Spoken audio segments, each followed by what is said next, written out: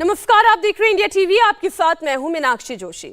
राजस्थान चुनाव पर आज बीजेपी से बड़ी खबर आने वाली है। राजस्थान का किला कांग्रेस से छीनने की तैयारी चल रही है और बीजेपी ने विधानसभा चुनाव के लिए अपनी पहली लिस्ट भी तैयार कर ली है। बस अब से कुछ ही घंटों में उम्मीदवारों की पहली लिस्ट का ऐलान होने वाला है। राजस्थान में बीजेपी की पहली सूची का ऐलान आज हो सकता है।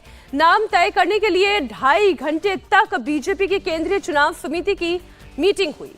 यह मीटिंग प्रधानमंत्री नरेंद्र मोदी की अगुवाई में हुई।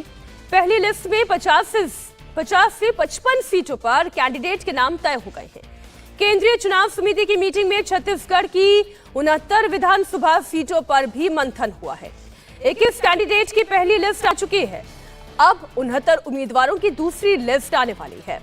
राजस्थान के उम्मीदवार तय करने के लिए हुए बीजेपी की सीईसी की मीटिंग में मोदी, अमित शाह, जेपी नड्डा तो थे ही, राजस्थान के पूर्व सीएम वसुंधरा राजे और प्रदेश अध्यक्ष सीपी जोशी जैसे राजस्थान के कई दिग्गज नेता शामिल हुए। अब निगाहें इस बात पर टिकी हैं कि क्या राजस्थान में भी बीजेपी एमपी वाला फॉर्मूला ला सकती है? क्या केंद्रीय मंत्रियों और सांसदों को विधानसभा चुनाव लड़ाया जा सकता है? राजस्थान के उम्मीदवार तय करने के लिए बीजेपी की सीईसी यानी कि केंद्रीय चुनाव समिति की बैठक हुई। इस मीटिंग में 65 सीटों के लिए उम्मीदवारों के नाम पर मंथन हुआ। 50 सीटों के लिए सिंगल कैंडिडेट तय हो गए हैं। 15 सीटों पर 2 या 3 नाम तय किए गए हैं।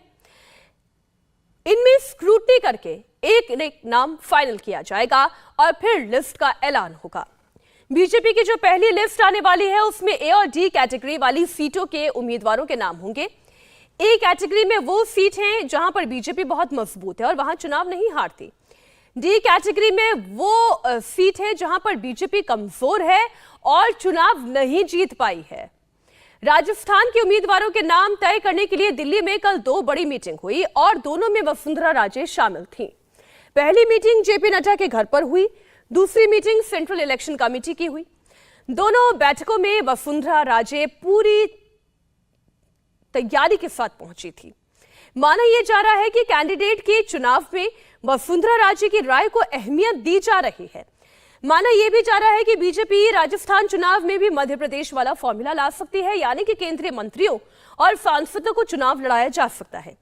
माना जा रहा है कि अलवर से सांसद बाबा बालक नाथ, राजसमंद से सांसद दिया कुमारी, जयपुर ग्रामीण से सांसद राज्यवर्धन राठौड़, चित्तौड़गढ़ से सांसद सीपी जोशी, चुरू से सांसद राहुल कसवा और विधानसभा चुनाव लड़ने के लिए इनका नाम आगे चल रहा है।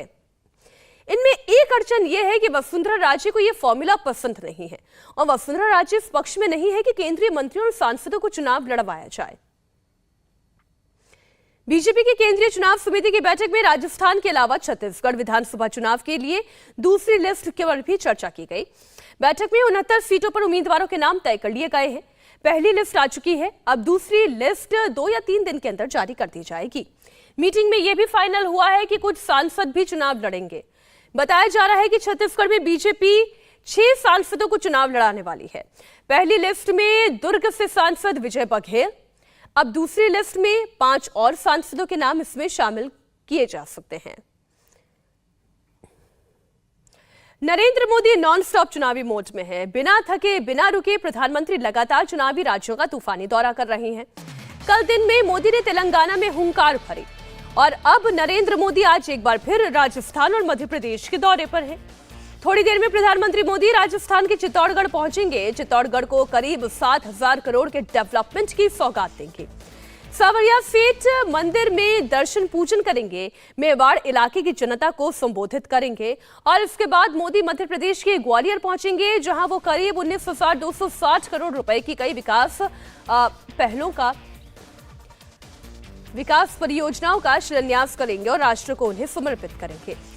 सरकारी कार्यक्रम के बाद जनसभा को संबोधित भी करने वाले हैं।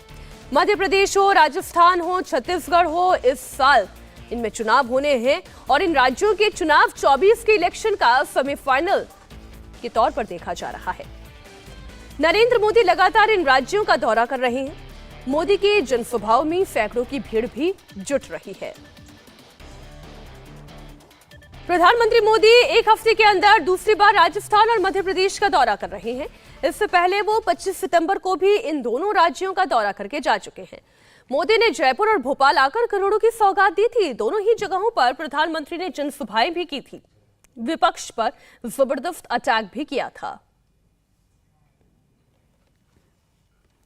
कांग्रेस और उसके गठबंधन गठबंधन ने इस धरोहर के विरोध हल्ला बोल शुरू कर दिया है। इन्होंने घोषणा की है कि ये सनातन को जड़ से मिटा देंगे, हमारी पहचान को मिटा देंगे। कुछ वोटों के लिए तुष्टीकरण की पराकाष्ठा को राजस्थान का समाज अच्छे से समझ रहा है और मैं जानता हूं राजस्थान चुनाव में ही नहीं बल्कि आने वाले हर चुनाव में गठबंधन गठबंधन को इसका नुकसान उठाना ही पड़ेगा। वो जड़ों से उखड़ जाएंगे। और अब आज एक बार फिर मोदी राजस्थान और मध्य प्रदेश के दौरे पर हैं। आज सबसे पहले पीएम मोदी राजस्थान के चित्तौड़गढ़ पहुंचेंगे, जहां वो करीब 7,000 करोड़ रुपए की अलग अलग विकास परियोजनाओं को राष्ट्र को समर्पित करेंगे। इसके बाद प्रधानमंत्री सावलिया सेठ मंदिर में दर्शन करेंगे। यह वही प्रसिद्ध मंदिर है जिसमें मीराबाई श्री कृष्ण की पूजा किया करती थी। मंदिर में दर्शन के बाद प्रधानमंत्री मेवाड़ की जनता को संबोधित करेंगे। हम आपको बता दें कि राजस्थान के मेवाड़ और वागड़ क्षेत्र में 28 सीटें हैं जिन पर मोदी के दौरे का इम्पैक्ट हो सकता है। अब इन 28 सीटों पर बीजेपी का कब्जा है। महाराणा प्रताप की धरती चित्तौड़गढ़ में जनसभा को संबोधित करने के बाद प्रधानमंत्री मोदी दोपहर करीब 3:30 बजे मध्य प्रदेश के ग्वालियर पहुंचेंगे। ग्वालियर में करीब 19,260 करोड़ के कई डेवलपमेंटल प्रोजेक्ट्स का शिलान्यास और लोकार्पण करेंगे। इनमें दिल्ली वडोदरा एक्सप्रेसवे का लोकार्पण भी शामिल है। इसके अलावा 140 करोड़ की लागत से प्रधानमंत्री ग्रामीण आवास योजना के तहत बने 2 लाख से ज्यादा घरों के गृह प्रवेश का शुभारंभ भी किया जाएगा। ग्वालियर के साथ ही प्रधानमंत्री मोदी श्योपुर में करीब 1,530 करोड़ रुपए की जल जीवन मिशन परियोजनाओं का शिलान्यास करेंगे। इन परियोजनाओं से क्षेत्र के 720 से अधिक गांवों को फायदा पहुंचेगा। और फिर प्रधानमंत्री जनसभा को भी संबोधित करेंगे। प्रधानमंत्री के ग्वालियर दौरे से पहले मुख्यमंत्री शिवराज सिंह चौहान ने इमोशनल बयान दिया। सीहोर में तेंदुपत्ता जमा करने वालों के बीच शिवराज सिंह चौहान ने यह कहकर सबको चौंका दिया कि जब वे चले जाएंगे तो सबको बहुत याद आएंगे। ऐसा भैया मिलेगा नहीं, जब मैं चला जाऊंगा तब याद आऊंगा।